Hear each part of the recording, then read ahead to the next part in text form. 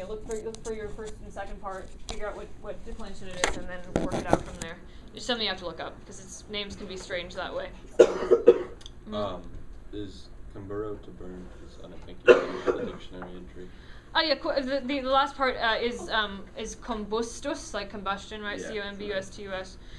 Okay, so with that in mind. Do we have any other questions? Yeah, exactly. Are there others? All right.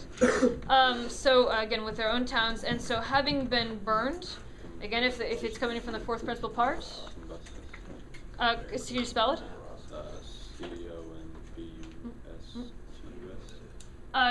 Okay, I'm actually gonna take it to someone else. It's close. You've got the fourth principal part there, but if we have the fourth principal part, how do we make that ablative? Yes, because again, we're an ablative absolute, right? Anyone else want to give me how we? It's gonna move on to someone else real quick. Anyone else? How do? Because US it would be an IS because again we're looking for an ablative plural ending, right? Does everyone see that?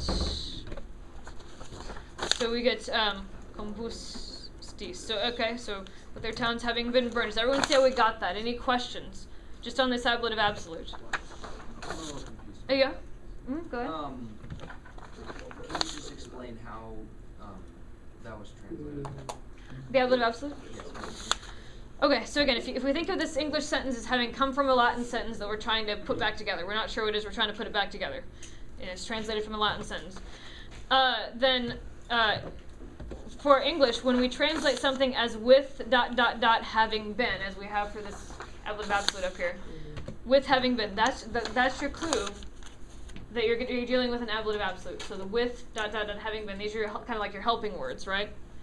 So that usually that'll give you a clue it's an ablative absolute. And so then you have a with their own town, so their own towns you need to throw in the ablative plural because again towns are plural as well. And then having been burned, remember having been is sort of your helping word. They're your helping words for the participle or perfect passive. Your fourth part, right? And so we need to go to the fourth principal part and then throw that into the ablative plural because it's modifying towns. Is that? Oh, it's okay. Yeah. Yep. Right. So right, your participle right is going to be modifying your noun in case, gender, and number in ablative absolute. Well, usually in any case, right? So having been burned is not functioning as a verb. Well, a participle is considered both a noun and a verb. So it's coming from a verb, right? But the participle takes the same kinds of endings as the noun, right? Okay. So okay. is that making sense? Okay. So right, it's part noun, part verb. Okay.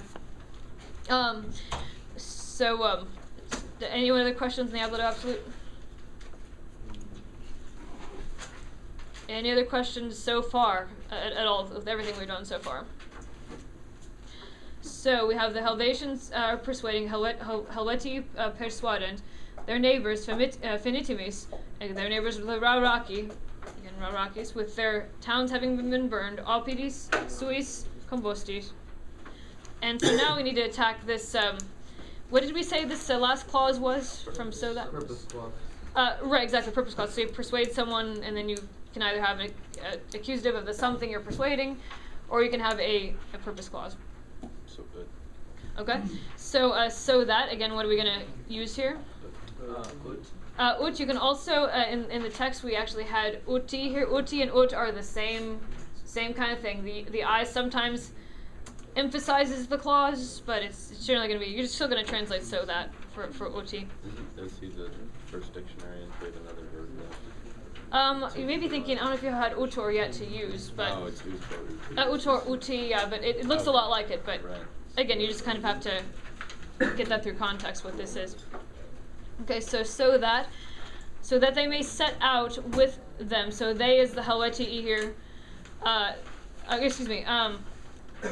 They is the it's referring back to their neighbors, and then them is the Helveti. Okay, so that they may. So let's start with our verb. So that they may set out. First of all, what mood is our verb going to be in? I'm sorry? It's subjunctive, right? Again, because we're in what kind of clause? Purpose. Right, exactly. We're in purpose clause.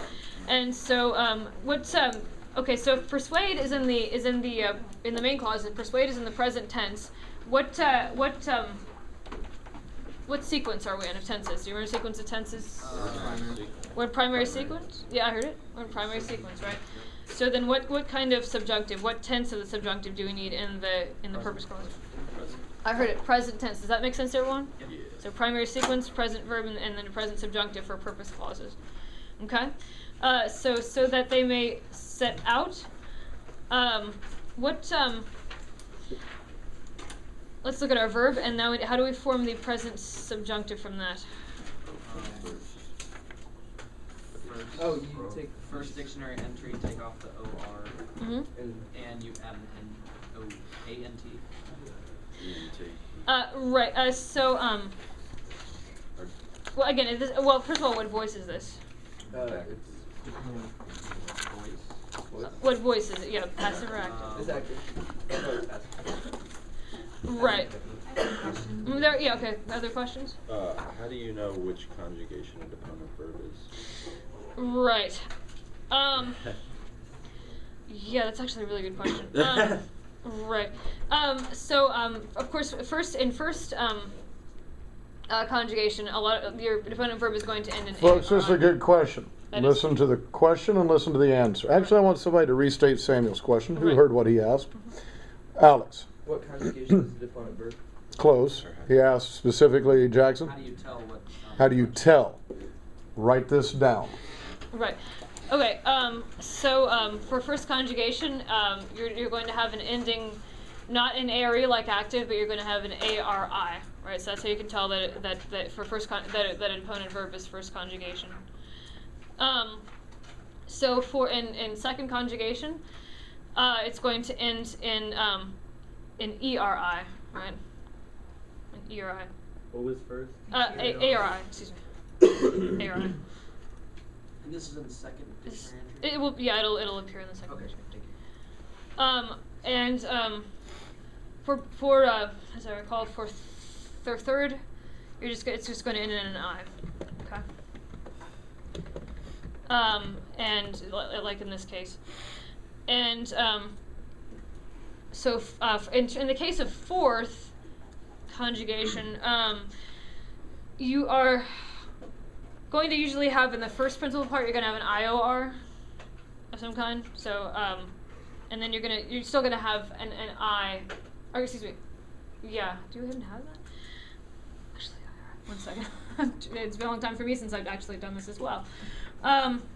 So yeah, you're just going to have, I believe, an I in the second form as well. So is that? Alex? For fourth, what was the first part? It's going to have an IOR in it usually. So you have an I in the second.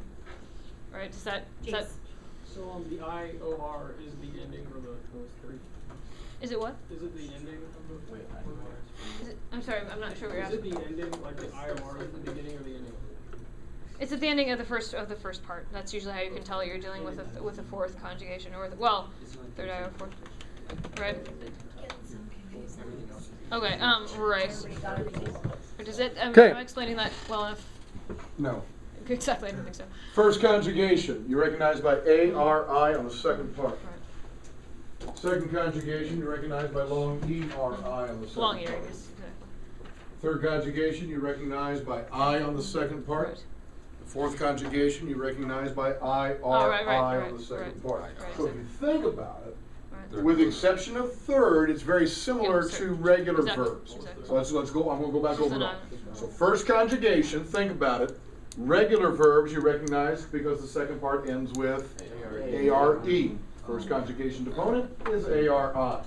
Second conjugation regular verbs end in what? Long ear. Long E-R-E.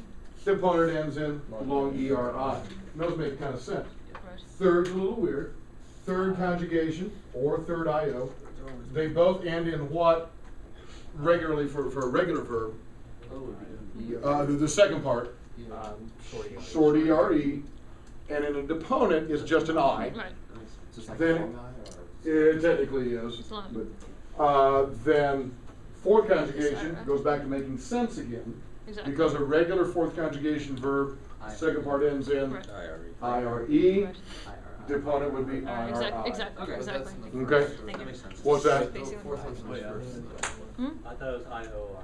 Oh no, I'm gonna just In the- skip. Yeah, skip Yeah. what I said there. Exactly. It's In just the IRE. first part, listen guys. Hold it back. I want you to recognize deponent verbs. We're gonna get you clear. I want you to recognize deponent verbs.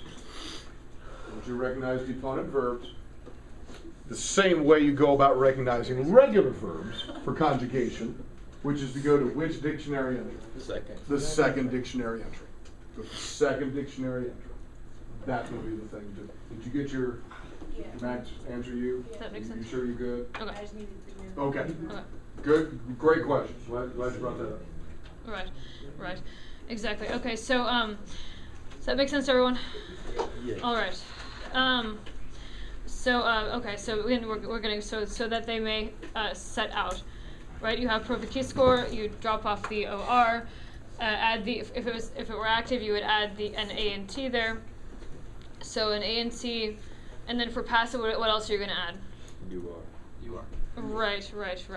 Exactly. I thought it was after that. So actually, it's what is a perfect key score is deponent actually. So. Oh, right. Right, so you see the dictionary entry there that tells you that it's deponent. So so you start out with perfect keys. Let's see, and then you add the A and T, You are. and then your. So that they may set out, and with whom are they setting out? With them. With them again. We're talking about the Helvetii. So ablative is something. Oh, with the rock. Right. So this kind of confusing the relative there. So with the they here, the subject is actually the Raraki, and the object is with them. Right, is going with the Helvetii. So what we just for with them, what kind of ablative are we dealing with? Okay. Compliment. All right. Exactly. So then what we have? So for them, what kind of pronoun are we gonna use? Hmm. You say it exactly, and so we would have. I think I heard it. For the accompaniment, we would have. What two elements do we have? Cum plus. So for the you say it there the pronoun. What case and gender number do we need for them?